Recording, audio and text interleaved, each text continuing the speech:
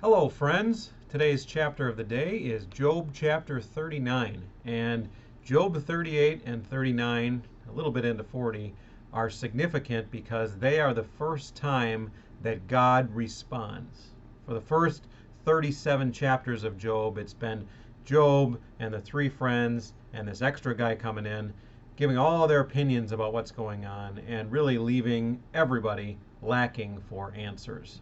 And 38 and 39 especially are God humbling everybody in a variety of ways. So we're going to talk about what he does in chapter 39 in particular today. 38, you remember, did you set out the seas? Did you say where they're going to stop? Did you open up the fountains of the deep? All this sort of big creator stuff.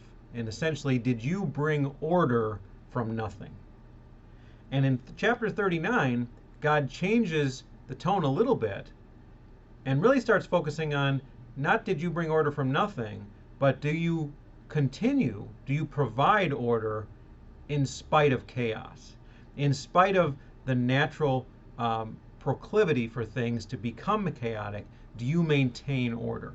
And he references a lot of animals to make this point. So he starts with the mountain goats and talks about how they're born. No one sees where they're born. No one knows where they come from, but they're born and they live their lives. Then he goes to donkeys and how they thrive in this freedom outside of any kind of civilization that man provides. Then the ox, how it's this symbol of strong obedience. Or the ostrich, how even in its simplicity, in its kind of stupidness, it thrives and survives. The horse is strong in the midst of battle, and the hawk flies, despite having no one to teach it to do that. And again, it's God saying, I have provided not only for order from nothing, but I have maintained that order amidst chaos, amidst this predisposition for things to move towards chaos. Order still is happening. And the lesson we can take from that is that God and God alone is fit to understand the ways of God. And we are woefully short of that level of understanding. So for us to try to dip into the mind of God and try to figure out, oh, gee, why do you think he did this? And all of us Christians are guilty of this.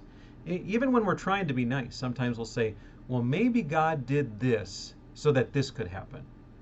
Well, we can theorize that, but if we start speaking as if we know, Job 39 and 38 are our answer to say, you don't know. You don't even qualify to know. If God told you why he did something, you wouldn't even understand because you don't have the mind of God.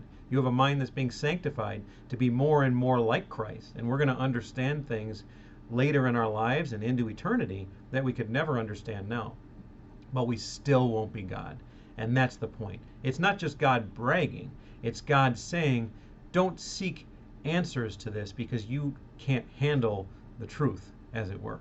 So that's our message for today. We got to be careful about presuming on the purposes of God. If he tells us his purposes, absolutely. We know his greater purpose is to bring glory to himself and give enjoyment to his people. We know that, to bring salvation to his people. We know he's doing that. But his specific purposes for specific things, we got to be careful because we're wading into murky waters that we can't swim in. And that's the purpose of Job chapter 39. So I hope this was helpful. I hope everyone has a wonderful Sunday and look forward to hearing your responses. God bless.